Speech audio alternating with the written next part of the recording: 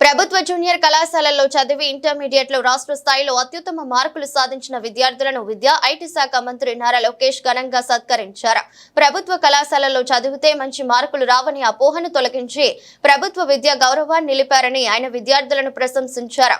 ఉండవల్లిలోని తన నివాసంలో shining stars 2025 పేరిట ఏర్పాటు చేసిన ప్రత్యేక కార్యక్రమంలో 52 మంది ప్రతిభావంతులైన విద్యార్థులను మంత్రి అభినందించారు. ఈ సందర్భంగా వారికి బంగారు పతకాలు అందించి ల్యాప్టాప్లను బహుకరించారు.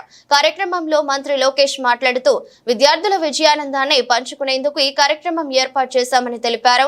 మీరంతా విజేతలు, మీకున్న హ్యాట్స్ ఆఫ్. ప్రభుత్వ కాలేజీల్లో చదివిన వారికి మంచి మార్కులు రావని ముద్రను చెరిపేశారు.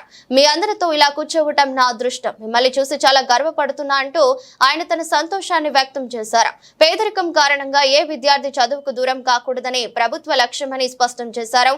ముఖ్యమంత్రి చంద్రబాబు ఆదేశాల మేరకు ప్రైవేటుకు ధీటుగా ప్రభుత్వ విద్యా సంస్థలను తీర్చిదిద్దుతామని హామీ ఇచ్చారు. నేను ఒక మాట చెప్పాలంటే ప్రభుత్వ విద్య పరువుని మీరు అందరు కాపాడారు. ఈరోజు అందరూ డిస్కస్ చేస్తున్నారు. కేబినెట్ అయిన తర్వాత కూడా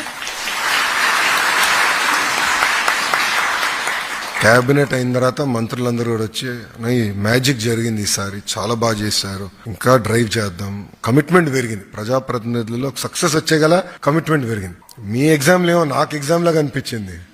అడగండి, వేదిక అందరూ తెలుసు. ఏదో నాకు ఎగ్జామ్, దేవాంశ్ ఎగ్జామ్ రాసినా అంత టెన్షన్ పడేవాడు కాదేమో.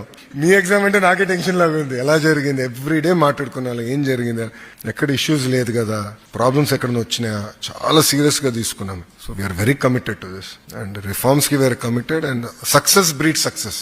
ఈరోజు ఒక సక్సెస్ వచ్చింది, మీరు చూడండి నెక్స్ట్ బ్యాచ్ ఇంకా ఇంప్రూవ్ అవుతారు. So success will breed success. ఈ ఫస్ట్ సక్సెస్ కోసం ఈ ప్రభుత్వానికి 10 నెలలు పెట్టింది. బట్ ఒక తొలి అడుగు మాత్రం ఇంకా చాలా చేయాల్సి ఉంది.